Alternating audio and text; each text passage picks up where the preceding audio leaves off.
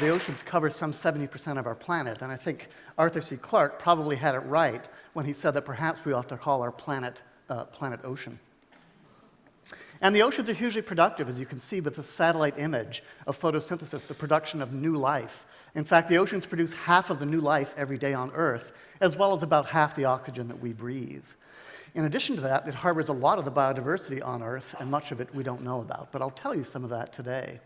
That also doesn't even get into the whole protein extraction that we do from the oceans, about 10% of our global needs and 100% of some island nations. If you were to descend into the 95% of the biosphere that's livable, it would quickly become pitch black, interrupted only by pinpoints of light from bioluminescent organisms.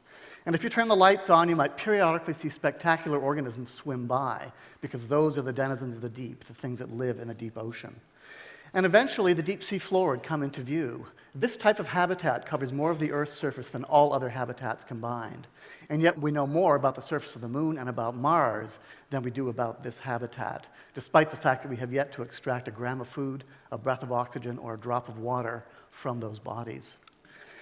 And so, 10 years ago, an international program began called the Census of Marine Life, which set out to try and improve our understanding of life in the global oceans. It involves 17 different projects around the world. As you can see, these are the footprints of the different projects, and I hope you appreciate the level of global coverage that it managed to achieve. It all began when two scientists, Fred Grassley and Jesse Alsobel, met in Woods Hole, Massachusetts, where both were guests at the famed Oceanographic Institute. And Fred was lamenting the state of marine biodiversity and the fact that it was in trouble and nothing was being done about it. Well, from that discussion grew this program that involved 2,700 scientists from more than 80 countries around the world who engaged in 540 ocean expeditions at a combined cost of $650 million to study the distribution, diversity, and abundance of life in the global ocean. And so what did we find? We found spectacular new species, the most beautiful and visually stunning things everywhere we looked, from the shoreline to the abyss, from microbes all the way up to fish and everything in between. And the limiting step here wasn't the unknown diversity of life, but rather the taxonomic specialists who can identify and catalog these species that became the limiting step. They, in fact, are an endangered species themselves. There are actually 4 to 5 new species described every day for the oceans, and as I say, it could be a much larger number. Now, I come from Newfoundland in Canada. It's an island off the east coast of that continent, where we experienced one of the worst fishing disasters in human history. And so this photograph shows a small boy next to a codfish. It's around 1900. Now, when I was a boy of about his age, I would go out fishing with my grandfather, and we would catch fish about half that size. And I thought that was the norm, because I had never seen fish like this. If you were to go out there today, 20 years after this fishery collapsed, if you could catch a fish, which would be a bit of a challenge, it would be half that size still. So what we're experiencing is something called shifting baselines. Our expectations of what the oceans can produce is something that we don't really appreciate because we haven't seen it in our lifetimes. Now, most of us, and I would say me included, think that human exploitation of the oceans really only became very serious in the last 50 to perhaps 100 years or so. The census actually tried to look back in time using every source of information they could get their hands on. And so anything from restaurant menus to monastery records to ship's logs to see what the oceans look like, because science data really goes back to, at best, World War II for the most part. And so what they found, in fact, is that exploitation really began heavily with the Romans. And so at that time, of course, there was no refrigeration, so fishermen could only catch what they could either eat or sell that day. But the Romans developed salting, and with salting, it became possible to store fish and to transport it long distances, and so began industrial fishing. And so these are the sorts of extrapolations that we have of what sort of loss we've had relative to pre-human impacts on the ocean. They range from 65 to 98% for these major groups of organisms, as shown in the dark blue bars. Now, for those species that we manage to leave alone, that we protect, for example, marine mammals in recent years, and seabirds, there is some recovery. So it's not all hopeless. But for the most part, we've gone from salting to exhausting. Now, this other line of evidence is a really interesting one. It's from trophy fish caught off the coast of Florida. And so this is a photograph from the 1950s. I want you to notice the scale on the slide, because when you see the same picture from the 1980s, we see the fish are much smaller, and we're also seeing a change in terms of the composition of those fish.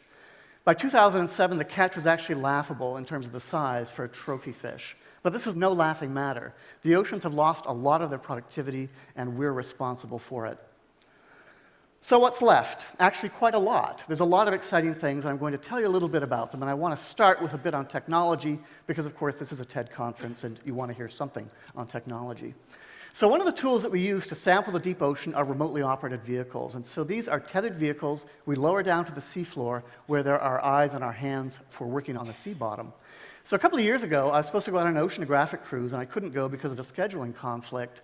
But through a satellite link, I was able to sit at my study at home with my dog curled up at my feet, a cup of tea in my hand, and I could tell the pilot I want a sample right there. And that's exactly what the pilot did for me. That's the sort of technology that's available today that really wasn't available even a decade ago. So it allows us to sample these amazing habitats that are very far from the surface and very far from light. And so one of the tools that we can use to sample the oceans is acoustics, or sound waves. And the advantage of sound waves is that they actually pass well through water, unlike light. And so we can send out sound waves, they bounce off objects like fish and are reflected back. And so in this example, census scientists took out 2 ships. One would send out sound waves, they would bounce back, they would be received by a second ship, and that would give us very precise estimates, in this case, of 250 billion herring in a period of about a minute. And that's an area about the size of Manhattan Island. And so to be able to do that is a tremendous fisheries tool, because knowing how many fish are there is really critical. We can also use satellite tags to track animals as they move through the oceans. And so for animals that come to the surface to breathe, such as this elephant seal, it's an opportunity to send data back to shore and tell us where exactly it is in the ocean. And so from that, we can produce these tracks. For example, the dark blue shows you where the elephant seal moved in the North Pacific. Now, I realize for those of you who are colorblind, this slide is not very helpful, but stick with me nonetheless. For animals that don't surface, we have something called pop-up tags, which collect data about light and what time the sun rises and sets, and then at some period of time, it pops up to the surface and again relays that data back to shore. Because GPS doesn't work underwater, that's why we need these tools. And so from this, we're able to identify these blue highways, these hot spots in the ocean that should be real priority areas for ocean conservation. Now, one of the other things that you may think about is that when you go to the supermarket and you buy things, they're scanned. And so there's a barcode on that product that tells the computer exactly what the product is. Geneticists have developed a similar tool called genetic barcoding. And what barcoding does is uses a specific gene called CO1 that's consistent within a species but varies among species. And so what that means is we can unambiguously identify which species are which, even if they look similar to each other but maybe biologically quite different. Now, one of the nicest examples I like to cite on this is a story of 2 young women, high school students in New York City, who worked with the census. They went out and collected fish from markets and from restaurants in New York City, and they barcoded it. Well, what they found was mislabeled fish. So, for example, they found something that was sold as tuna, which is very valuable, was in fact tilapia, which is a much less valuable fish. They also found an endangered species sold as a common one. So barcoding allows us to know what we're working with and also what we're eating. The Ocean Biogeographic Information System is the database for all the census data. It's open access. You can all go in and download data as you wish. And it contains all the data from the census plus other data sets that people were willing to contribute. And so what you can do with that is to plot the distribution of species and where they occur in the oceans. What I've plotted up here is the data that we have on hand. This is where our sampling effort has concentrated. Now, what you can see is we've sampled the area in the North Atlantic, in the North Sea in particular, and also the east coast of North America fairly well. That's the warm colors, which show a well-sampled region. The cold colors, the blue and the black, show areas where we have almost no data. So even after a 10-year census, there are large areas that still remain unexplored. Now, there are a group of scientists living in Texas, working in the Gulf of Mexico, who decided really as a labor of love to pull together all the knowledge they could about biodiversity in the Gulf of Mexico. And so they put this together, a list of all the species, where they're known to occur, and it really seemed like a very esoteric, scientific type of exercise. But then, of course, there was the Deep Horizon oil spill. So all of a sudden, this labor of love, for no obvious economic reason, has become a critical piece of information in terms of how that system is going to recover, how long it will take, and how the lawsuits and the multi-billion-dollar discussions that are going to happen in the coming years are likely to be resolved. So what did we find? Well, I could stand here for hours, but of course I'm not allowed to do that. But I will tell you some of my favorite discoveries from the census. So one of the things we discovered is where are the hot spots of diversity? Where do we find the most species of ocean life? And what we find if we plot up the well-known species is this sort of a distribution. And what we see is that for coastal taxa, so those organisms that live near the shoreline, they're most diverse in the tropics. This is something we've actually known for a while, so it's not a real breakthrough. What is really exciting, though, is that the oceanic taxa, the ones that live far from the coast, are actually more diverse at intermediate latitudes. This is the sort of data, again, that managers can use if they want to prioritize areas of the ocean that we need to conserve. You can do this on a global scale, but you can also do it on a regional scale. And that's why biodiversity data can be so valuable. Now, while a lot of the species we discovered in the census are things that are small and hard to see, that certainly wasn't always the case. For example, while it's hard to believe that a 3-kilogram lobster could elude scientists, it did until a few years ago when South African fishermen requested an export permit, and scientists realized that this was something new to science. Similarly, this golden V kelp collected in Alaska just below the low water mark is probably a new species. Even though it's 3 meters long, it actually, again, eluded science. Now this guy, this big fin squid, is 7 meters in length. But to be fair, it lives in the deep waters of the Mid-Atlantic Ridge, so it was a lot harder to find. But there's still potential for discovery of big and exciting things. This particular shrimp, we've dubbed it the Jurassic shrimp. It's thought to have gone extinct 50 years ago. At least it was, until the census discovered it was living and doing just fine off the coast of Australia. And so it shows that the ocean, because of its vastness, can hide secrets for a very long time. So Steven Spielberg, eat your heart out. If we look at distributions, in fact, distributions change dramatically. And so one of the records that we had was the sooty shearwater, which undergoes these spectacular migrations all the way from New Zealand all the way up to Alaska and then back again in search of endless summer as they complete their life cycles.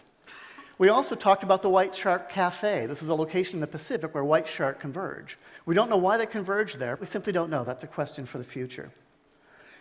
One of the things that we're taught in high school is that all animals require oxygen in order to survive. Now, this little critter, it's only about 0.5 millimeter in size, not terribly charismatic, but it was only discovered in the early 1980s. But the really interesting thing about it is that a few years ago, census scientists discovered that this guy can thrive in oxygen-poor sediments in the deep Mediterranean Sea.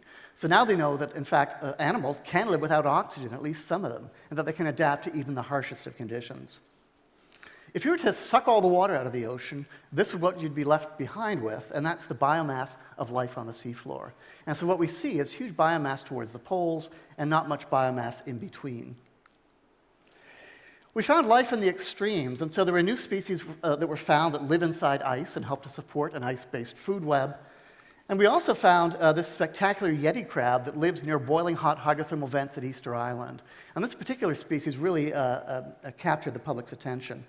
We also found the deepest vents known yet, at 5,000 meters, the hottest vents at 407 degrees Celsius, vents in the South Pacific and also in the Arctic where none had been found before. So even new environments are still within the domain of the discoverable. Now, in terms of the unknowns, there are many, and I'm just going to summarize just a few of them very quickly for you. First of all, we might ask how many fishes in the sea. We actually know the fishes better than we do any other group in the ocean other than marine mammals. And so we can actually extrapolate, based on rates of discovery, how many more species we're likely to discover. And from that, we actually calculate that we know of about 16,500 marine species, and there are probably another 1,000 to 4,000 left to go. So we've done pretty well. We've got about 75% of the fish, maybe as much as 90%. But the fishes, as I say, are the best known. So our level of knowledge is much less for other groups of organisms. Now, this figure is actually based on a brand new paper that's going to come out in the journal PLOS Biology. And what it does is predicts how many more species there are on land and in the ocean.